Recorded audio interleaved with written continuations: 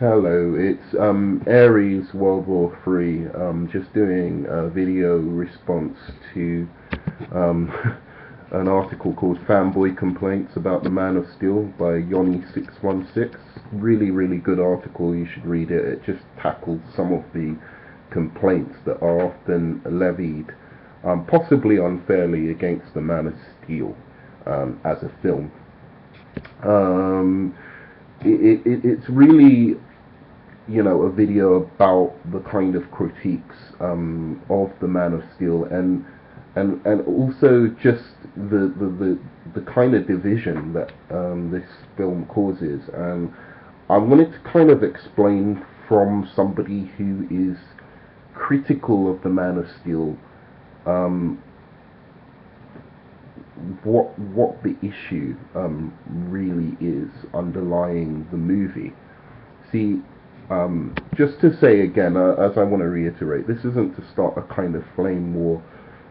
It's not a video that is even a critique of the Man of Steel, to be honest. It's more kind of addressing or putting a finger on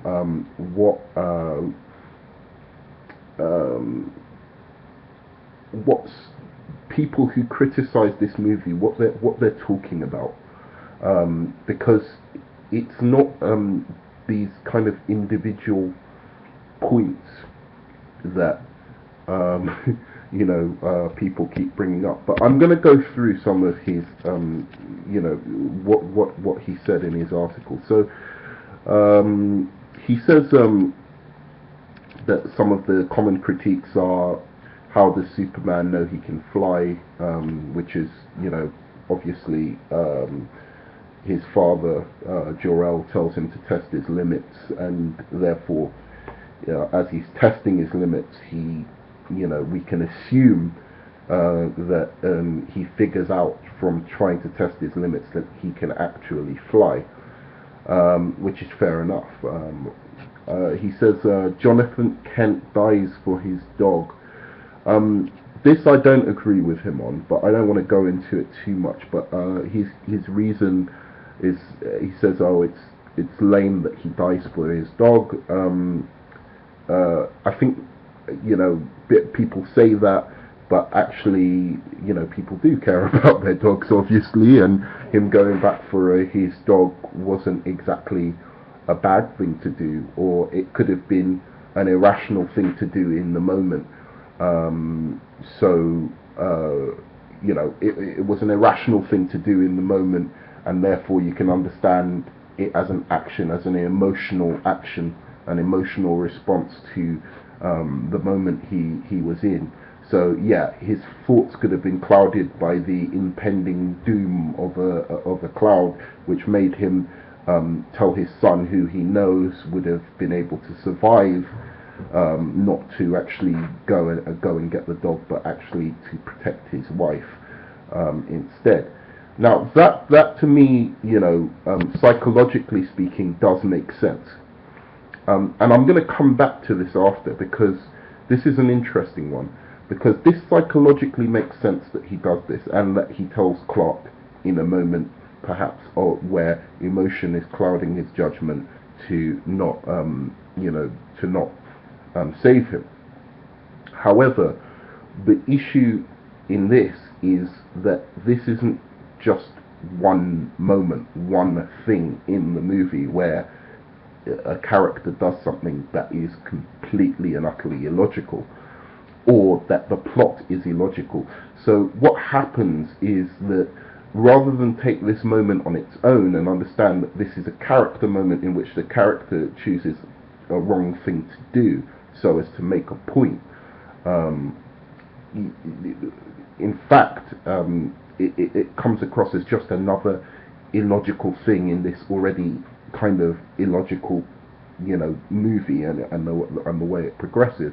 Especially the fact that Clark Kent seems to admire what his father did, rather than actually have any, real emotional response, in terms of, he just thinks about it as a kind of idea, as a, that his father sacrificed his life to keep his secret. He thinks of it more as an idea than having a real emotional response, having a heartfelt response to his father dying. I mean, apart from obviously the moment after it happens where he kind of screams, but yeah, you just don't get the real sense that he's emotionally connected, and this might be because it's all kind of disjointed. Perhaps that was the reason why he went away and was on the fishing boat, for instance. But again, because of the way the story is told narratively, you don't get that sense that he's emotionally connected to that event. So all of this is, as I said, a problem which I'll come back to. So going on, Superman destroys Smallville and doesn't care. I've always said that about this Metropolis incident.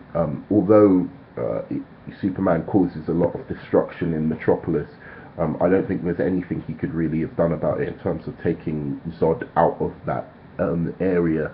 He may have been able to fight him in space a little longer or whatever. I also think the city was pretty much evacuated. I mean, it was clear that was, I mean, apart from the people trapped under rubble, which must have been there, it's clear that the city was probably evacuated during when the graviton machine was changing Earth's atmosphere.